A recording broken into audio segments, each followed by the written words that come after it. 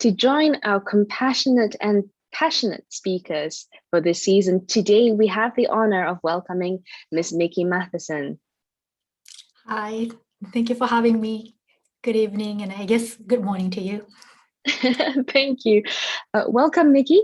Mickey is a member of the Education Committee of the IPC and a project manager at the Nippon Foundation Paralympic Support Center. She is a certified teacher who believes that the combined power of sport and education can help create a better world. She plays a key role in the creation, promotion, and implementation of the I'm Possible education program. I'm Possible is the official IPC Paralympic education toolkit of resources designed to engage young people in the Paralympic movement. And it should be noted how active Mickey has been during this pandemic, reaching out to students and communities online to engage, re-energize, and encourage young persons. She was a three-time Paralympic Games gold medalist and world record holder in ice sledge speed racing at the Paralympic Winter Games in 1998 in Nagano. Mickey is also a member of the IOC's Olympic Education Commission. Through her work, she aims to leave a positive influence in her hometown of Tokyo, where the 2021 Games will be held, through both Olympic and Paralympic education, and making new inroads for a better, more inclusive world for all. So without further ado, shall we begin our conversation? Sure, why not? Brilliant. So Mickey, would you be willing to share with us some of your personal experiences to begin? What were the changes and challenges that you faced, and how did you move forward and overcome them? Sure. I guess when I was growing up, I was a tomboy, and I was always active and had lots of energy.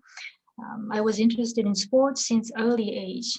I had passion for sports, and I was always involved in many sports like soccer, basketball, swimming, and judo. And physical education class was my favorite throughout my entire school years. And my childhood dream was to become a PE teacher who can spread the joy of sports. But when I was 20, I was involved in a car accident. Broke my spinal cord and became a wheelchair user since then. So I lost my ability to walk, but I'm still being able to do many things.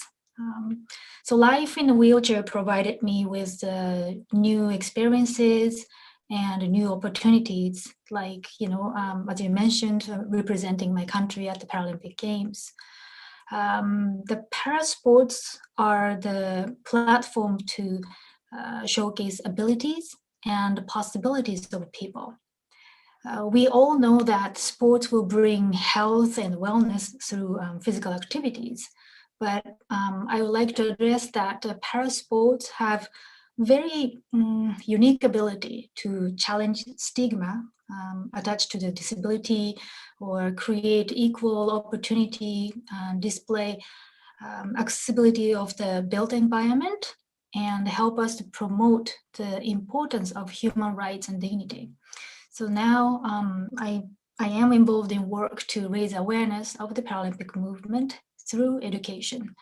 My aim is to switch people's perception towards people with disabilities, and to spread the importance of cultivating an inclusive mindset and embracing diversity, inclusion, and equality. So I believe in the power of sports and education, so it is an honor to speak to you all today.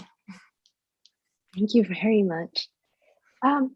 I do recall that it was a doctor who did make quite a big difference in your journey as well. Yes. My doctor who operated me had previous knowledge about the Paralympic. So he is the one who introduced me at the early stage of my rehab. So that gave me the hope to, get better and then focus on not disability, but just my passion for sports. So yeah, he played a huge role. That's powerful. Thank you. So many of our audience will not have worked with the Paralympic movement, or will not have interacted with para-athletes, or will not have interacted with people who have disabilities. In your words, what is the Paralympic movement? And you've already given us some insight into that, but how does it relate to our world? What is its relevance to us? So the Paralympic movement started with a vision of a German doctor, Sir Ludwig Guttmann, who was working at the Stoke Mandeville Hospital in Great Britain shortly after the World War II. He believed in the power of sports and introduced the sports for the injured soldiers as part of their rehab. So, and then sports changed their lives and improved their mental health, fitness, self-esteem, and their confidence. The small sporting competition at the hospital that the doctor started grew into the Paralympic Games these days. The Paralympic sports provide opportunities for athletes with disabilities to achieve sporting excellence by adapting rules, equipment, environment, and people's mindset. Then para-athletes continue to redefine what is possible. And probably many of you already know that the positive change starts with sports, and the para-sports are no exception. So the Paralympic movement is driving force to create a more inclusive world.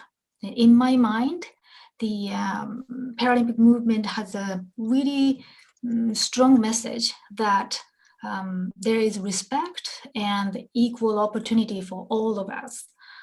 It has such a unique power to inspire the world to believe that you are more possible and capable than you think. So, you know, the Paralympic movement is moving forward and growing bigger and bigger and stronger, I should say. They're creating better world and embracing social inclusion. So the Paralympic movement is not just for people with disabilities. The Paralympic movement doesn't discriminate anyone, you know, despite of the differences or sameness. So this is a movement for all of us to live better. That's a very powerful message. Thank you for sharing from your perspective what it means.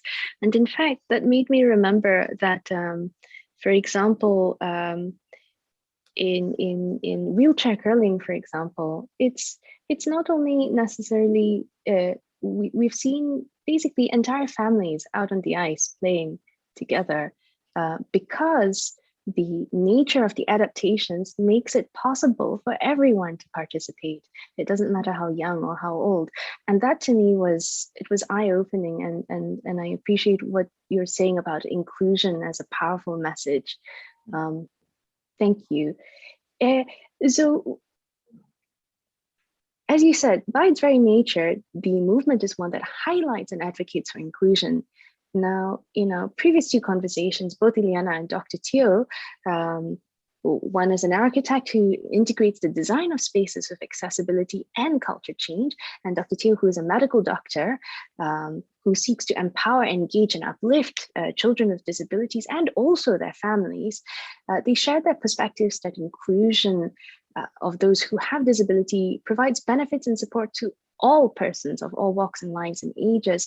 As a Paralympian and as an educator, can you give us some of your further insights into this topic of inclusion from the perspective of an educator, for example, or as an athlete, what you have seen in fellow athletes or in communities as you were training?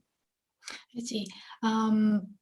So I'm surprised to find out that many people still assume the Paralympic movement is just for people with disabilities.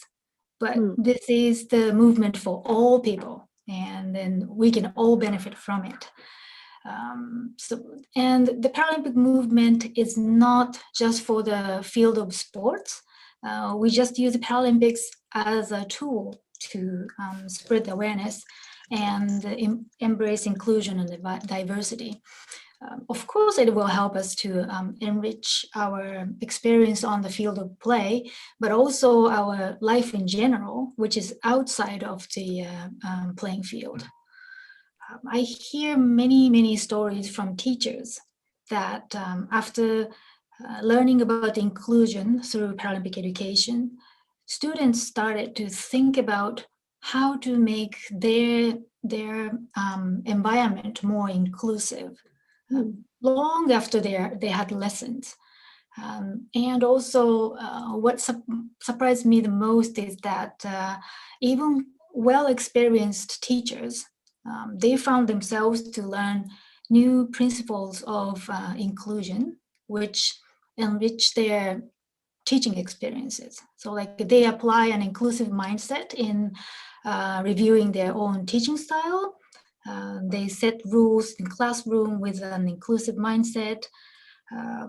They prepare a more inclusive learning environment and ensure like a variety of equipment is available for their classrooms. So some teachers wrote me some letters to express their joy and appreciation for being accepted for the first time once the inclusion is understood fully and implemented in their classrooms. So like everyone has the right to participate in society, and then everyone should find a place where they belong in our society. So I believe that if we can empower more people and engage more people, we can build a stronger and better society. So I guess that would be my answer. Mm-hmm. Now, in fact, you've already started answering my next question, which is brilliant. Maybe if I can just dig a little deeper into that.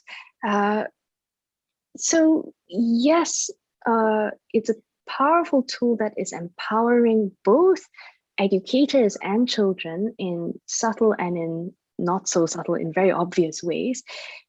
But diversity, equality, inclusion, these are difficult topics that many people, and I'm not talking about in the classroom setting, but many of us are very easily dismissive of these very difficult topics because it's inconvenient for us. And we all come with all of these learned biases.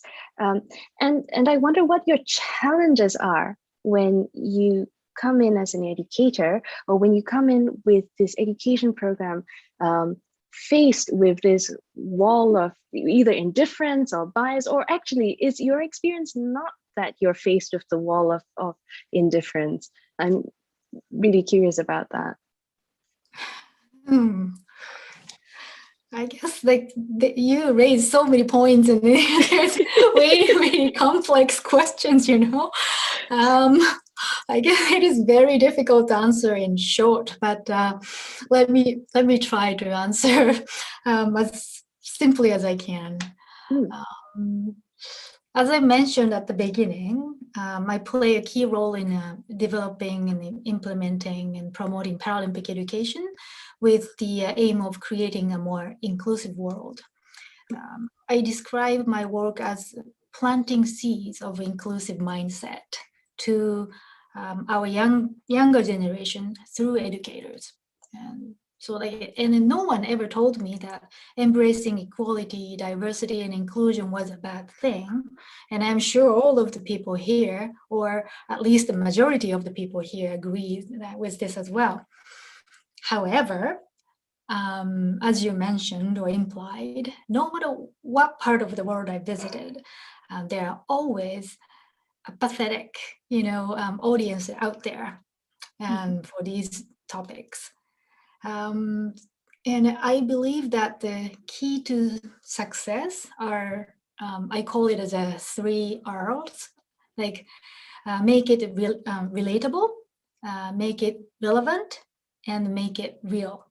So in order for me to find foreign concept relatable to you, like I find it really helpful to understand your culture, background, or beliefs, and your needs as much as possible prior to engaging the conversation. And if I can ask simple questions that draw attention to the importance of these topics to your needs, then I can almost guarantee that I have your ear.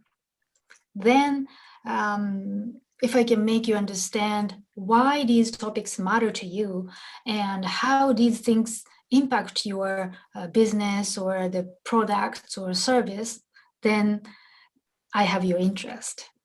So if I can paint a clear picture, like a really clear picture in your head with really like detailed and achievable solutions, that people get excited and want to learn more.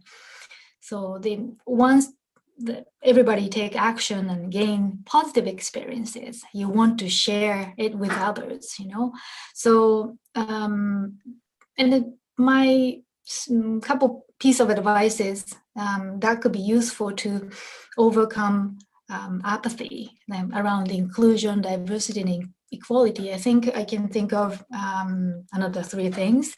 So the first one is do not categorize. Like many people tends to categorize people according to their social groups. And once we do that, we begin to respond to those people more as members of the particular social group rather than an individuals. So you have to see human, people first, and not their characteristics or their category. So like I'm sure both like Iliana and Dr. Teo said similar things in different words. And the second point is that admit that biases are around you, and then like you have to become aware of them. Like it's almost impossible to eradicate all of the biases, but like you have to be aware that you have some biases. Then focus on similarity rather than differences. And the last point is like learn from hurt, not like learn from hurt and your own experiences, not through assumptions or perceived knowledge. So yeah, those are the 3 points that might help to overcome. Thank you. That's, as you said, it's a lot of information. Thank you, and I'm sorry if I put you on the spot there. But it's really interesting to me that you also began answering by talking about using questions, which is a multi-way street that builds curiosity and that really stimulates critical thinking. I must admit myself that very often when we give information, it's usually just handed to a person and we go, here, this is the information. So now you must do this. And that doesn't help at all. It doesn't spark that interest that you spoke about. Wow, I think I'm going to need to go back and think about those points you have raised. Thank you very much for sharing this. And I'm absolutely certain that our audience will be able to glean a lot from this. And if we only took a bit of time to reflect. So thank you. Thank you. Which then actually brings me to another question, which is, over your time that you have spent with students and educators, have you seen that, and I think you hinted at it earlier, have you seen that this sort of building of this culture of openness and this and willingness to dialogue, in fact, allows you to address other concerns or other critical topics more easily? Yeah, that's an interesting question. So like, what should I say? Like, I believe that the meaningful and constructive conversations are the key for the betterment. In order for that to happen, openness is necessary. And I guess it is really natural reaction to feel awkwardness or sometimes even some form of fear when you deal with the unknowns or unfamiliar situations. But how do you know what other people are thinking? It is impossible to know 100% of their minds, even if the person is your closest friend or the family member. So you need to have honest and meaningful conversation to get to know each other. And I would like to share my experience during my university years when I learned what true inclusiveness means. So as I mentioned, I was involved in a car accident and became a wheelchair user at the age of 20. I was in a coma for a while and underwent some major surgeries during 18 months of stay at the hospital.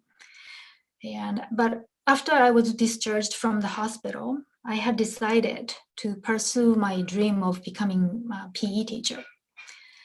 And the majority of my classmates were prospective teachers, but I was the only one on the campus using the wheelchair. I know there were always some sort of an awkwardness surrounding me.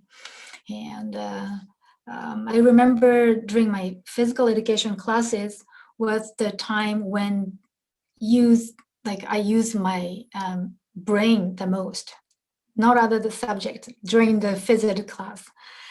No one in my class had any experience playing sports with people with disabilities, and our professors were experts in teaching able-bodied athletes, but had no experience with athletes with disabilities. So for instance, so we had to come up with different ways to play baseball. Not like wheelchair basketball. I'm the only one using a wheelchair and other teammates are able-bodied. So in our baseball diamond didn't have any fancy turf, just was on the uneven ground. The easiest solution is to assign me as a scorekeeper or something and exclude me from the field of play. But my professor didn't let us do that. And so one day, one of my classmates came up with the idea of T-ball. Instead of the pitcher pitching the ball to me, I will use I don't know what's called, the T-ball stand. It's like a stick and you put the ball on top of it.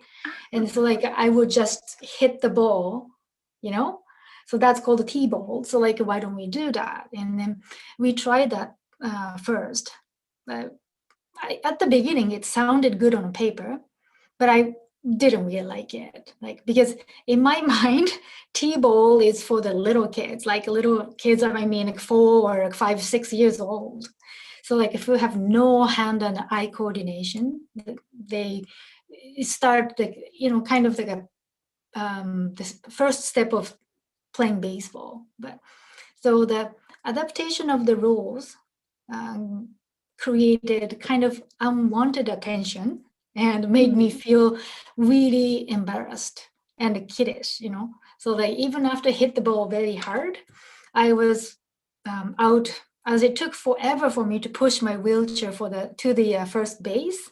Right. So we needed to re-modify the rules several times. And at the end, we decided not to use the T stand. And then when it was my turn to bat, one of my teammates was standing behind me to run for me after I hit the ball.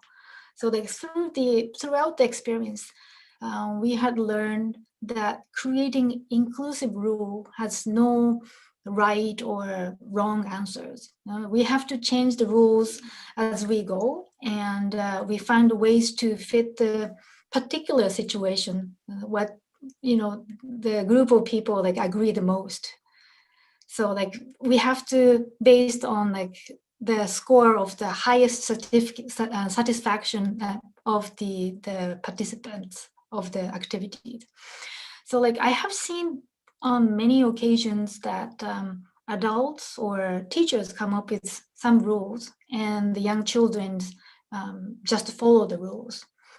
I find Japanese students are particularly well trained to obey the rules. No one questions, even if the rule was unfair or not reasonable. But I remember when we discussed how to adapt rule for the baseball, our professor gave us really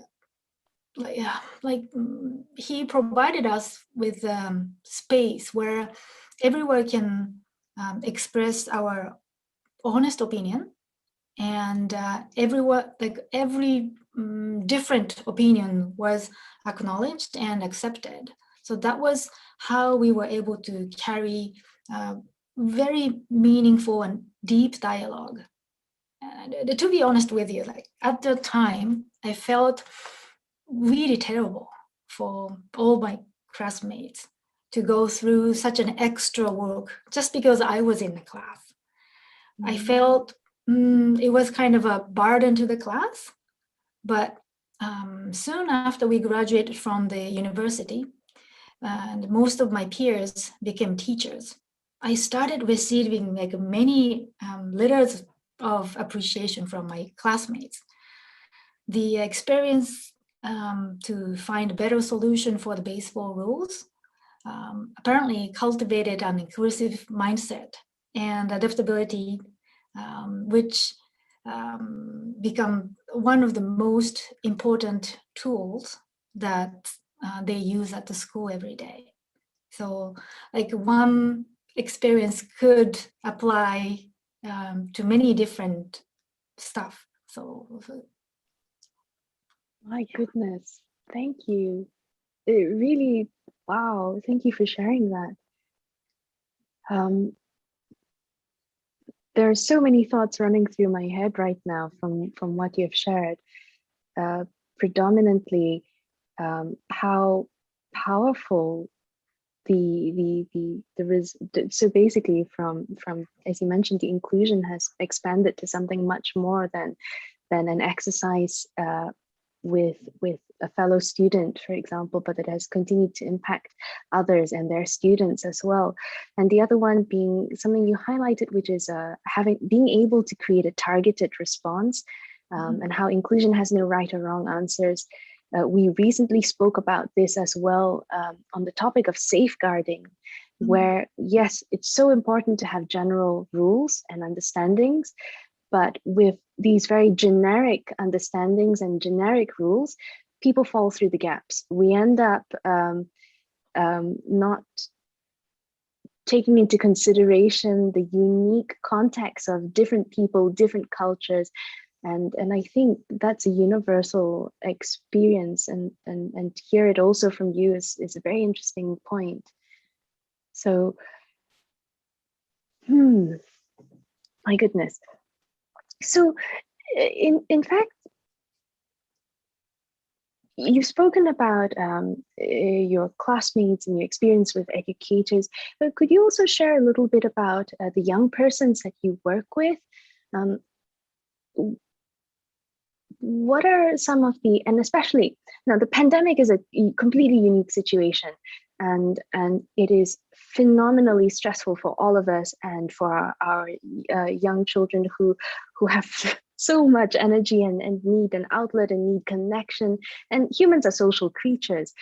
So of course we're all in a very strange place right now. But beyond that, I guess, inside and outside of the pandemic, what are your, would you be able to share some of the stories you've had working with children and these programs that you bring to them and for them? Well, I don't know if this is a really good example or not, but the one thing came to my mind right now is that I received some calls from the students who I interacted in the past. And apparently their teachers or parents worried about them sitting in front of the computer all day long, and made them believe, sitting for a long time is not really healthy for you, it's not good for you, and you got to do something else, blah, blah, blah. But like when they were told you're sitting all day long, clicked their mind and thinking of me, because I cannot stand up. I'm always sitting down. all years around, right? So like they seek my opinion how to be healthy and how to keep motivating when you're stuck in a chair. And I thought that was kind of funny and interesting question. Like it's like probably most adults don't pose that question, but there was really kids' mind of questions. So That's phenomenal. I would never have thought of that question. You're absolutely right. My goodness. And yet now that you've mentioned it, it seems so obvious. My goodness. Wow. Hmm.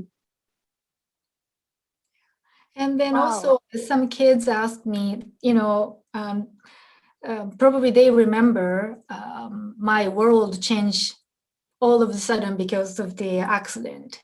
And I face like uncertainties and, different hardships. So like they related my story to the pandemic. So like, like we don't know what's going to happen next and how did you cope with? And, like you're the Paralympian who changed, from like elite athletes to become disabled and then stuck in a wheelchair. Like, how did you cope with and how to keep the hope to,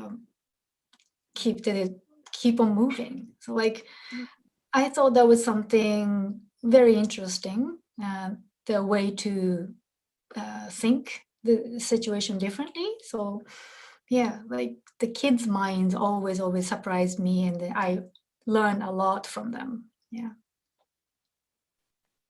And I think that's one of the most, someone once said to me, what better way to engage in lifelong learning than to be an educator? Mm. And that really struck me. And I'm seeing a lot of that also in all that you're sharing, that whilst you're sharing your experiences and sharing your knowledge and wisdom, at the same time, you are so open to receiving as well.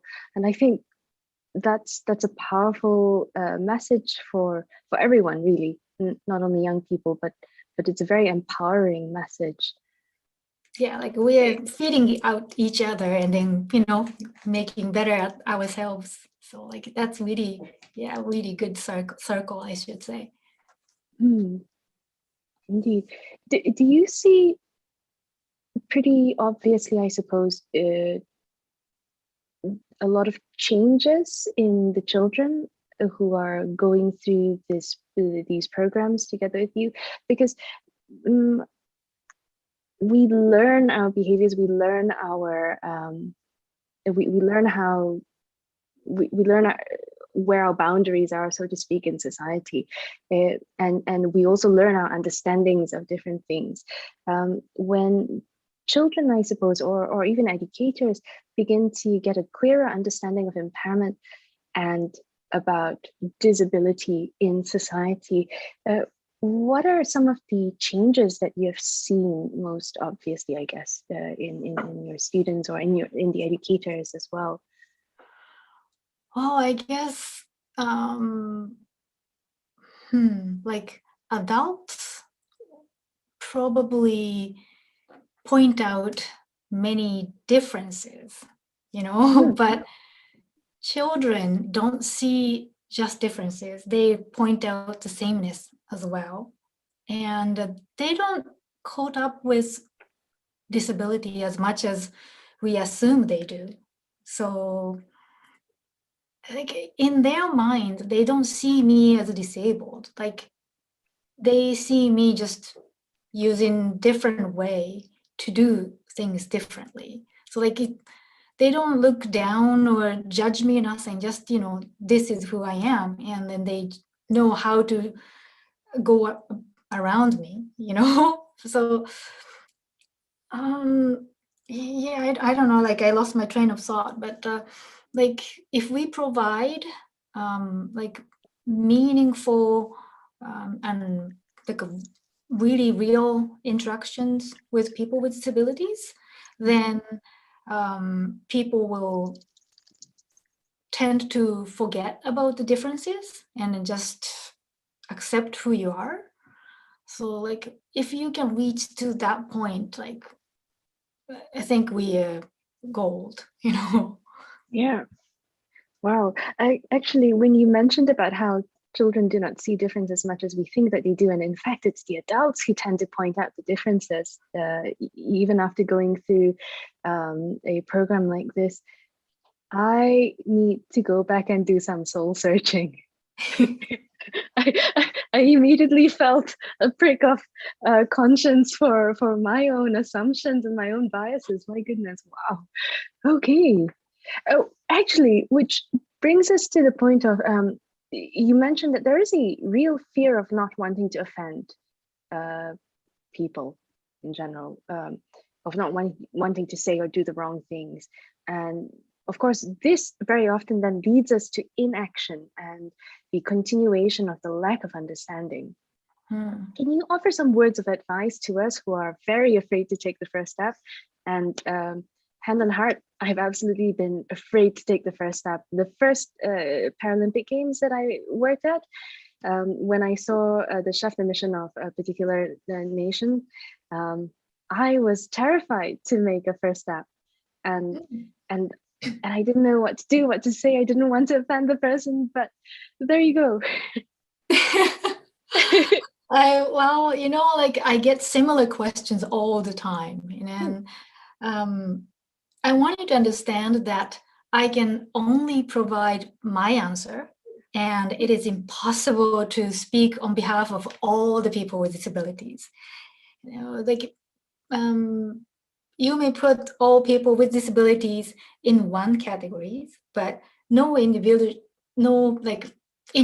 are the same, right? And like, I guess I can give you one example of shaking hands. You know, like it was during the youth para games in Dubai, I think.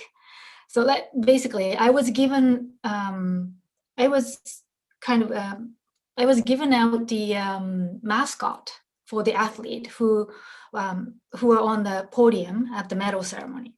So I was just given 3 simple instructions, like shake hand with each athlete right after they receive the medal, and I pick the mascot from the tray, and like, so like they have different colors, like a gold, silver, and bronze. So I have to pick the right color for each athlete, and yeah, so like that was the second one, and then third point was like give them a mascot, and after the, the medal, and like, so then like we would just take pictures. So like that was just really simple thing to do. And when I offered my hand for the athlete, the bronze medalist, he refrained from shaking my hands and just smiled at me. Like I was so confused by like his action, and I wasn't really mindful about the situation. So like I gave out his bronze color mascot and I moved on to the next athlete.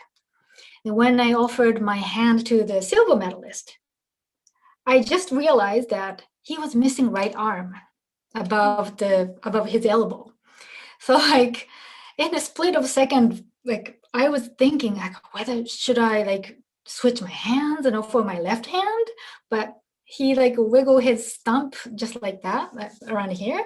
And so like I just copied his gesture and then nudged his stump with my elbow, you know? So like instead of shaking hands, like, so like now like I was really, really cautious about what to do for the next athlete. And then like look at the gold medalist.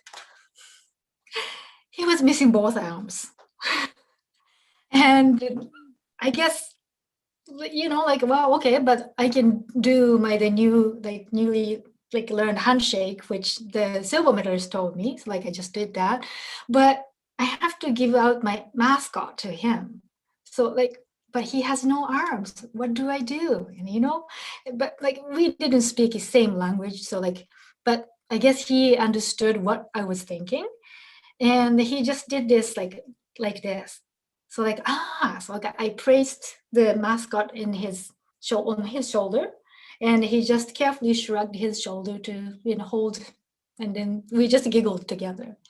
So like I wanted to remind you that you will never know how other people will think of other, like your words or actions. You just do what you think is right and see what happens.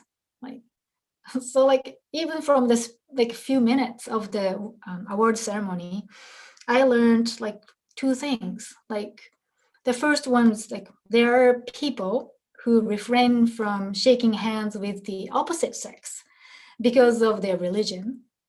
And the second, I should look at their hand before I offer my hand.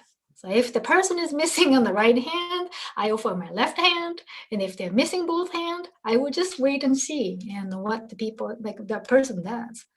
So, like, but if the person offered you prosthetic arms, what do you do? Like, what's your reaction? Like, like some people think, oh, like, I don't know what to do. Like, this is new. Like, I have never, oh, I don't know. Then some people just retreat your hand and don't do anything. But but think about it. Like, if the person initiated the handshake, Yeah. like, you should just take the hand and shake it. Like he or she won't be offended by you do it because like he or she is the one who initiated and expecting you to hold his or her hands, right? But like then like most of the people like they don't feel offended no matter what you like how you react, like but like also like I know there are people who feel really offended no matter how carefully you crafted your words or trying to demonstrate your kind action, whatever. But on the other hand, there are also other people who think your awkwardness and the fear of interaction with people with disability is like so amusing and just laugh about it. Like you have to remember not to get caught up with the disability. It is not just a disability which make you feel nervous. Like it's like I grew up in Japan, and probably we just bow to each other. Like no touch greetings are normal, right? And when I went to the States for studying, I didn't know what the right thing was to do, like when people offer hand. Then I moved to Canada, like people hug and kiss on the cheek. And the French Canadians, like they don't just kiss once, they just do twice, so like I remember like it's not just disability, it could be just how the different culture they grew up with or like a different beliefs and different values they possess, right? So like I remember like both Ileana and Dr. Teo mentioned that you see person in front of you as a human and not to see the disability. So like, I have exactly same message here, just yeah. I see that I've fallen into the trap of generalization and that my very question is actually problematic because I very quickly in one question generalized a group, and you're absolutely right, see people. So that's a very strong reminder. Thank you. Wow. So to move on, in addition to that, because I've just brought up about the experience from the games, for example, many of our audience come from various sports organizations and organizing committees. As an athlete, as an educator, excuse me, do you have some words of advice for us as we move forward? Anything that you would like to see changed or different in the future of events organization? So for the first Paralympic Games, it was in 1960 in Roma. There was about 400 athletes from 23 countries, and participated in 8 sports. But for the Rio 2016 Games, there were over 4,300 athletes from 159 countries and participated in 22 sports. So it is obvious that the Paralympic Games are getting bigger and bigger. However, it has been reported that 93% of women with disabilities are not involved in sports, which means there are plenty of untapped potentials out there. So I would like all of the audience to commit to providing more opportunities, especially for girls and women with disabilities, to get involved in sports. Yeah, that would be my message. Brilliant. That is a great message. I see that we're almost out of time, but I do have a question from the floor, if you don't mind taking that. The question is, can you tell us what do you hope the impact of the Games in Tokyo would bring to the Japanese people? Right now, I saw the number, like about 80% people in Japan are not really for the games to be held.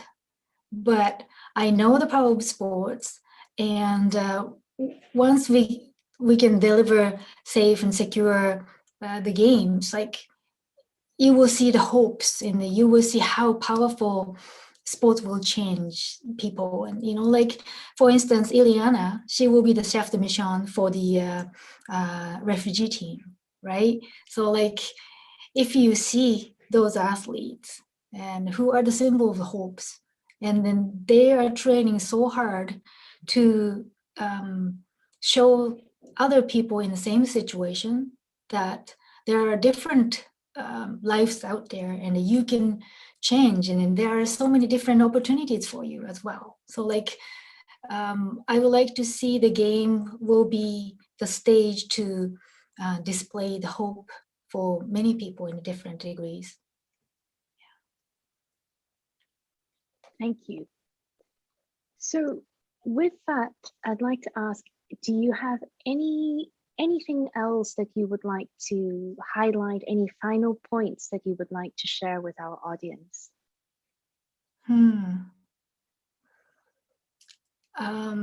I guess like if you want things to change, you have to change yourself, and nothing will change unless you change. So I know that reaction to a situation has the power to change the situation itself. So if you didn't know how to react to embrace equality, diversity, and inclusion before we started this conversation, hopefully some of the audience change their reaction to the situation today. So like, yeah, I think that would be my final words. Thank you so very much, Mickey, and for being so patient and open with us in this conversation. I really appreciate it and really appreciate the time. We know that you're incredibly busy as we move towards Tokyo, and also in the rest of your work and all of your endeavors as well. So thank you so very much once again. Well, thank you for having me. To our friends in the audience, thank you everyone who has joined us today. Our apologies for our little technical glitch at the start. You'd think that by this time we would have learned how to deal with this technology, but thank you again for being patient with us. I hope that we will meet again in our next season of Ignite's Conversations, and do also watch out on our social medias as we begin the countdown towards Tokyo 2021 with features from our Igniters, both those who are already in Tokyo and those who will join them shortly. We wish for you that hope will continue to permeate and punctuate all of your days. Keep calm, keep washing your hands, and we will see you very, very soon.